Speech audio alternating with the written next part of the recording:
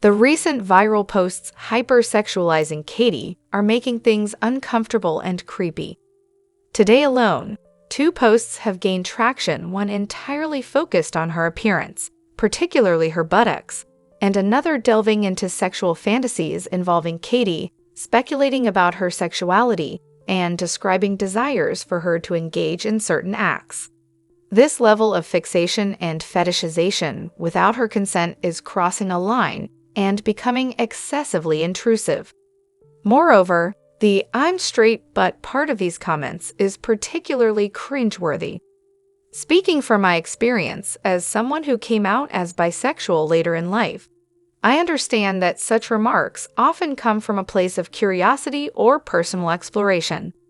However, when these comments are repeatedly made and in a row, it adds to the discomfort and can feel dismissive of boundaries and respect for Katie's privacy. Overall, these posts are not only inappropriate, but also contribute to a larger issue of objectification and invasive speculation that should be approached with more sensitivity and respect for Katie as an individual. Hello everyone, welcome back to my channel, Spill Chronicles. It's me, Ramona here. I hope everyone is having a wonderful day. Keep watching, so let's dive into today's video. However, I feel like Katie could really sweep me off my feet. I've always been into guys, but she's absolutely stunning, hilarious, and such a clever tease. Anybody else noticing this? She's just so gorgeous. I've always identified as straight, but there's just something about her. Am I the only one feeling this? And apologies to my straight friends, being attracted to someone of the same sex means you're not straight. Happy Pride. Welcome to the club.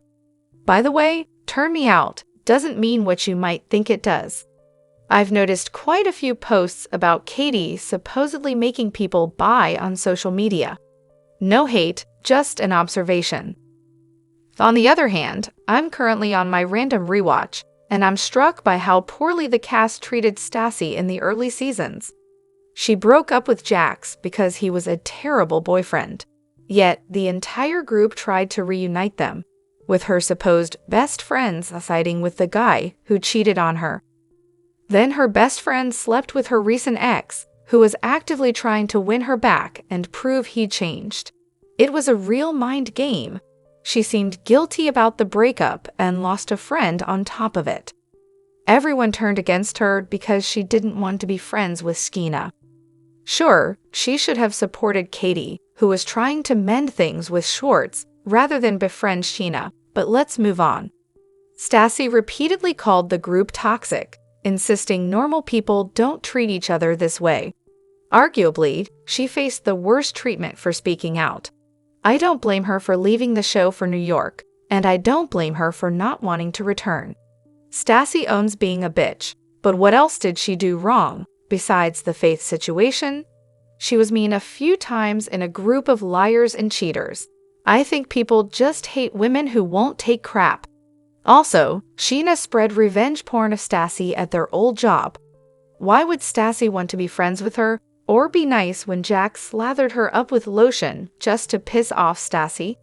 Stassi isn't exactly Miss Morality, but acting like she had no reason to dislike Scheana is nuts. It's so weird that Scheana spreading revenge porn at work was swept under the rug, and Stassi was painted as the villain for not wanting to be her bridesmaid. Seriously. The misogyny in those older episodes is louder than the first time I watched. Everyone taking Jax's side spoke volumes. I believe everything happens for a reason. I'm finishing up my first watch of VPR, and I'm definitely a Stassi and Beau fan. What she and Kristen did to Faith was awful, but we can all learn and grow. Growth isn't linear. There are ups and downs. Some folks can't support her for what happened and feel she doubled down in her second book. I respect their views. As an older person approaching my 60s, I've evolved with the world and try to give others grace. Stassi ended up where she should be, happily married, with a lovely home, a thriving career, and 2 adorable children who are her light. Stassi wins. However, while I support Ariana, I find it annoying and ridiculous when people suggest that the show's future hinges on her return. Last season, she and Tom were in focus due to the scandal, and the producers aimed to explore their dynamic post-breakup. Every cast member contributes to the show's success, regardless of personal preferences. VPR thrives on new drama and entertainment, and a summer start would likely repeat last season's topics, becoming repetitive and dull. Extending filming could introduce fresh drama and enhance entertainment value, especially given recent developments since the reunion. Moreover, I believe the show would benefit from adding more fun and interesting personalities. Ariana's season-ending departure was deemed negative for that specific season's conclusion, but not necessarily detrimental overall. VPR has been on shaky ground for years and may continue to struggle, irrespective of Ariana's involvement. While I want to see more of them, I hope the crew and producers craft a compelling season. The departures of Stassi, Jax, and Kristen left the show hanging by a thread, relying on fumes until Scandal revived interest. If Ariana were to leave, it might face similar challenges as it did before its near cancellation, when Katie and Ariana took center stage. From what I recall, the show was already on the brink of cancellation, and Scandal injected new life into it. Its longevity seems uncertain either way, and Ariana's departure could alienate her supporters without necessarily being the sole reason for its decline. Additionally, back then and now, I've always found James unbearable. While I acknowledge that some find his words and actions funny and entertaining, personally, I see him as overwhelmingly annoying, irritating, and deeply negative. He strikes me as someone who isn't genuinely happy for others, only for himself. If he didn't return to the show, I wouldn't mind at all. I'm also aware of allegations against him being abusive and violent, and I believe such behavior should lead to exposure and dismissal. It's evident to me that James exhibited significant control over Raquel. During their engagement episodes, he repeatedly pressured Raquel to choose between him and her family. Such attempts to isolate a partner from their family are classic signs of abuse. If this behavior was on camera, one can only speculate what might have occurred behind the scenes. Some people now support James because he sided with Katie and Ariana in seasons 10 and 11. However, it seems to stem from feeling personally betrayed by Sandoval. If Tom hadn't been involved with James' ex-fiancée, I doubt James would have aligned so strongly with Katie and Ariana. Ultimately, James seems self-serving, fortunate to be on the right side according to Scandoval's perspective. Reflecting on his earlier appearances with his parents, I couldn't help but think he would need extensive professional help to overcome the harmful beliefs instilled by his parents. His mother's behavior struck me as a glaring red flag.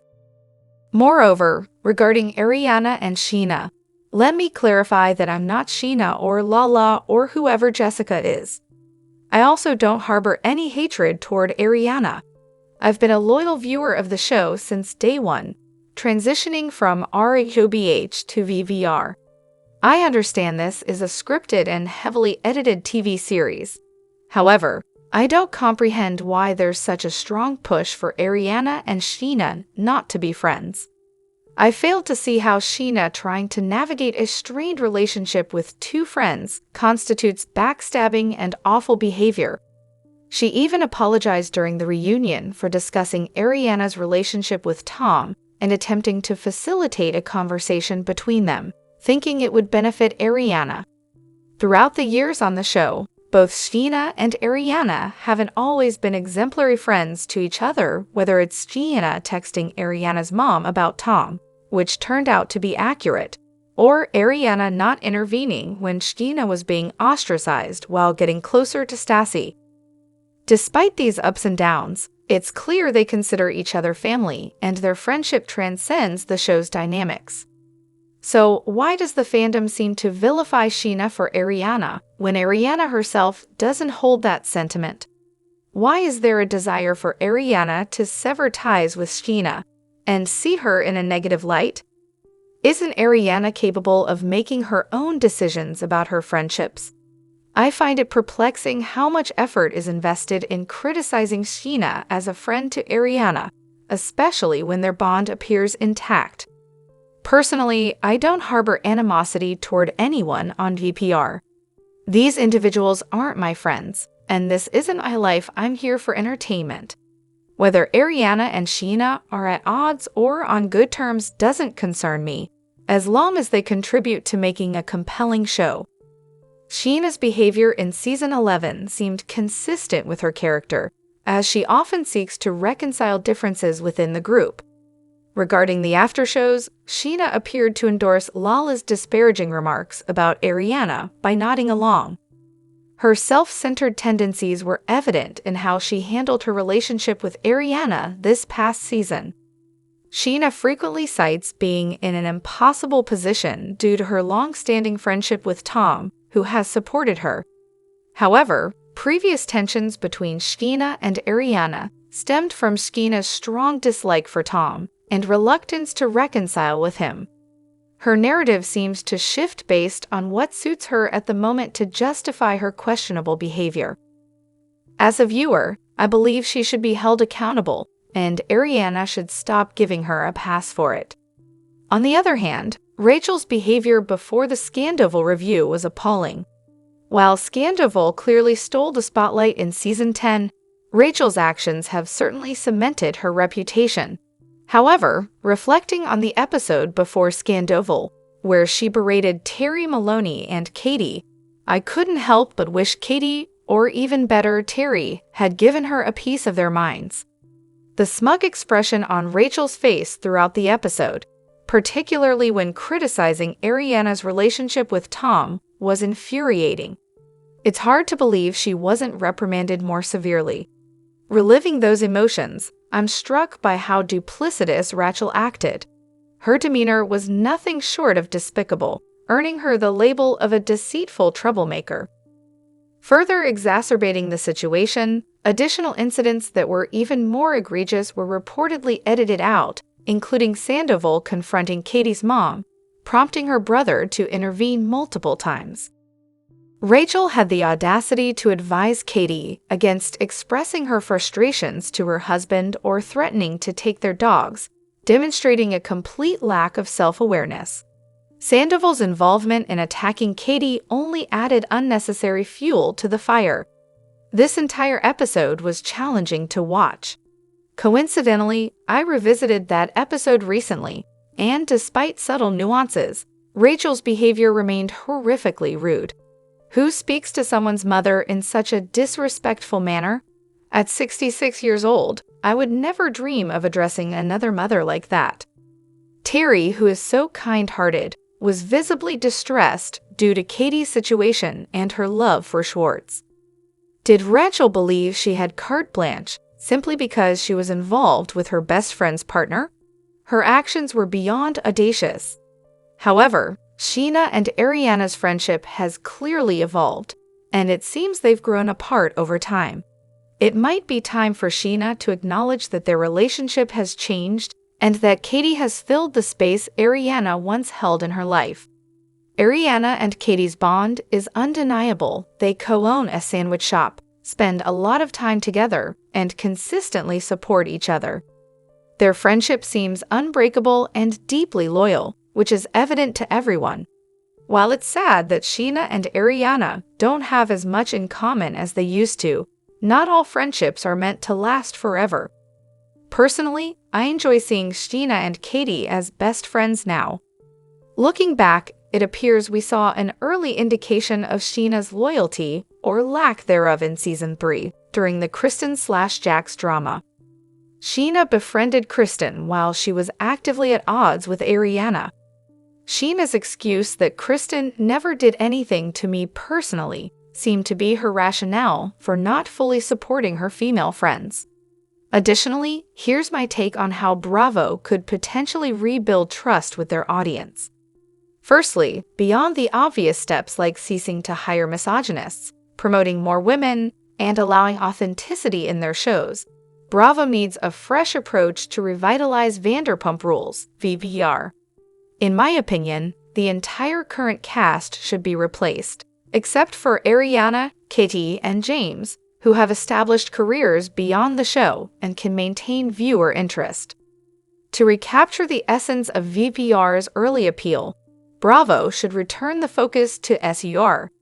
The allure of the show originally stemmed from following broke, young, and irresponsible servers navigating drama in the restaurant.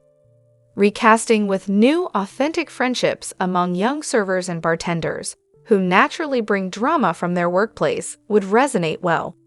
Bring back the back alley conversations, the cheating boyfriends, and the nostalgia of the early seasons. A spin-off focusing on SUR could be interesting, possibly with an all-female production team, although it's optional. Picture James Dijing, See You Next Tuesdays, with occasional appearances by Ariana and Katie as guests. Ally could serve or host part-time at SUR, bridging the gap to Summer House, SH, located nearby.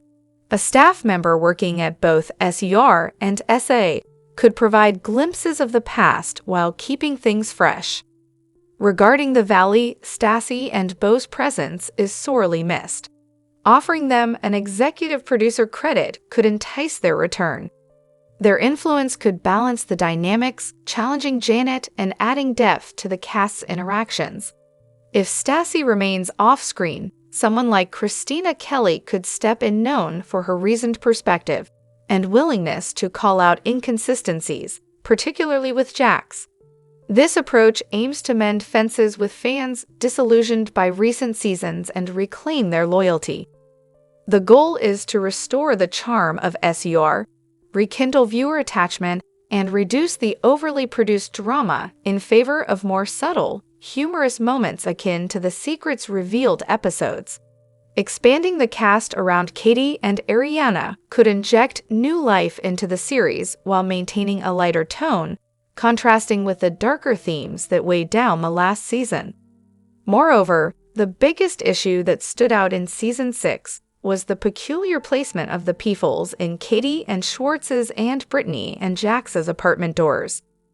In their shared building, each couple had a friend-style peephole picture frame, but the problem was the positioning.